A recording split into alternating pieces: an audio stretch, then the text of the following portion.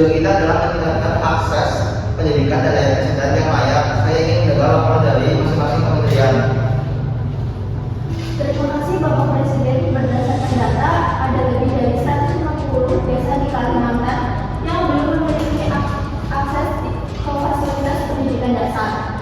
Kami sudah merancang pembangunan sekolah lengkap dengan pelatihan guru, tetapi memerlukan dukungan struktur dari kementerian lain. Dari sisi kesehatan, ada 100 desa yang tidak memiliki puskesmas atau bahkan tenaga medis. Selain pembangunan fasilitas, kami akan memobilisasi dokter dan perawat melalui program pemerintah sehat. Ya, bagus. Bagaimana dengan anggarannya, Menteri Keuangan? Kami telah mengalokasikan 10 triliun untuk program ini, 6 triliun untuk pendidikan, dan 4 triliun untuk kesehatan. Anggaran sudah disesuaikan dengan nilai program ini. Bapak Presiden, saya rasa penting untuk memastikan koordinasi dengan pemerintah daerah. Sinergasi ini program bisa berjalan tidak efektif. Ya, tepat sekali. Menteri Dalam Negeri, bagaimana kerjasama dengan pemerintah daerah? Kami sudah melakukan pemeriksaan awal yang dilakukan dari pribadi Kalimantan. Mereka mendukung dan kami akan memastikan perjalanan salur tanpa mengalami dengan anggaran daerah. Sekretaris Kabinet, apa kendala utama yang Anda lihat di lapangan? Terima kasih Pak Presiden. Kendala utama adalah akses beberapa wilayah yang tidak dijangkau dengan transportasi sungai atau darat. Selain itu, partisipasi masyarakat juga perlu ditingkatkan agar program ini sukses. Kami sudah mempertimbangkan itu. Kami akan bekerja sama dengan Kementerian PUPR untuk memperbaiki akses ke lokasi pembangunan. Kami juga akan prioritaskan pelatihan tenaga medis lokal agar mereka bisa ditahan di wilayah tersebut. Bagus. Namun saya tidak ingin program ini berjalan lambat. Tetap lanjut bagaimana proyeksi teknis untuk percepatan pelaksanaan. Kami merekomendasikan 3 langkah utama.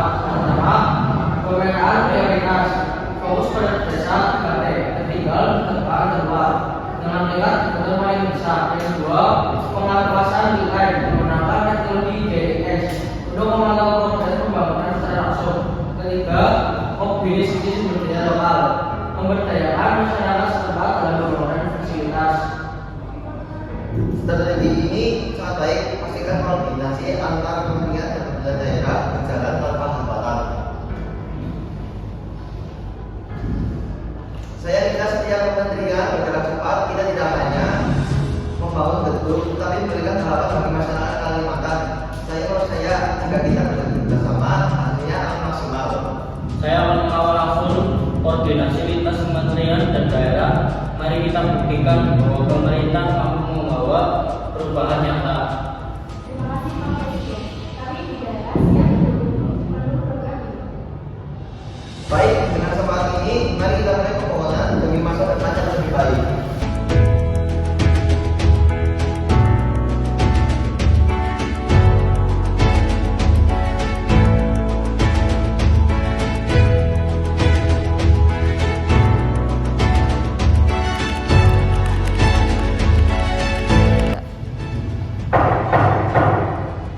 Kita bersama DPR dan eksekutif seminggu. Agenda ini adalah membahas pembangunan sekolah dan fasilitas kesehatan. Untuk Presiden, kami silakan untuk menyampaikan komentar. Ya, sebaiknya terima kasih kepada DPR. Pemerintah mengusulkan alokasi tambahan sebesar 10 triliun untuk membangun 500 sekolah dan 200 pusat kesehatan di wilayah terpencil. Program ini sejalan dengan amanat pasal 31 dan pasal 34 UUD 1945. Kami berharap program ini dapat meningkatkan kualitas hidup masyarakat yang sangat. Terima kasih, Presiden. Sebelum baru memutuskan legislasi pembangunan berjalan kami mulai dengan diskusi.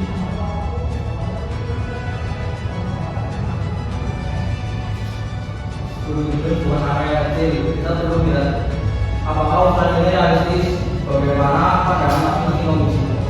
Visi pemerintahan untuk melakukan koordinasi dan pemerintahan daerah berjalan. Untuk itu, kami harus berdiskusi.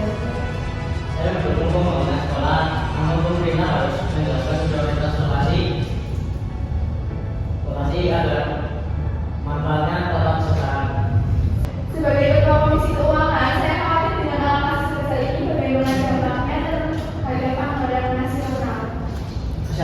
saja dalam pendidikan, tapi fasilitas tanpa tenaga medis yang cukup tidak akan efektif. Teman-teman, mari kita fokus pada solusi. Rakyat di daerah terpencil sudah lama menunggu solusi atau bantuan seperti ini. Baik, kita panggil kembali Pak pihak eksekutif untuk memberikan penjelasan lebih rinci.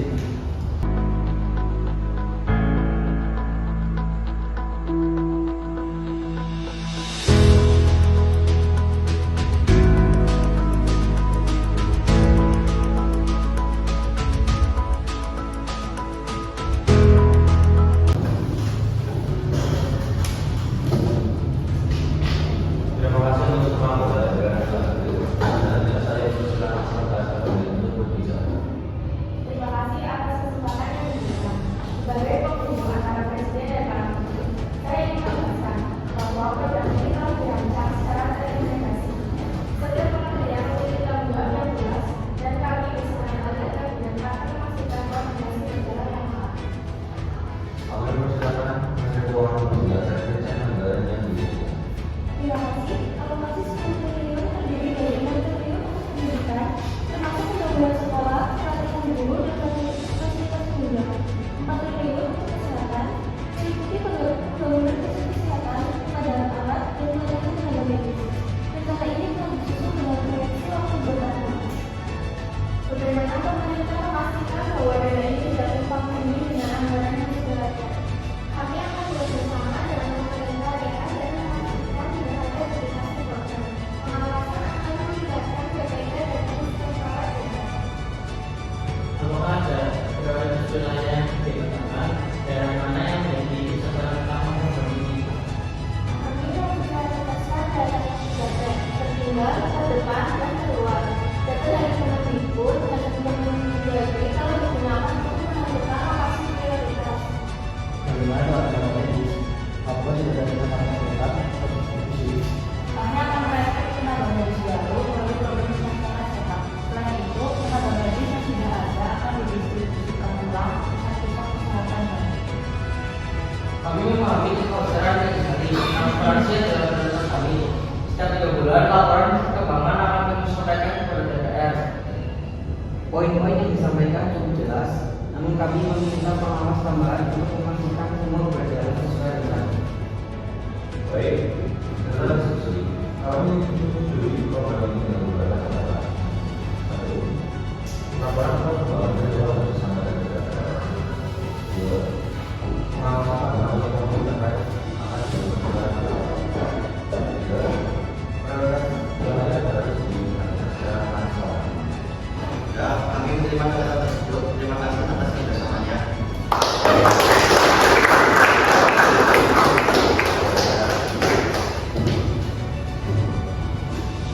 Sidang hari ini adalah bukti bahwa eksekutif dan legislatif dapat bekerja sama demi rakyat.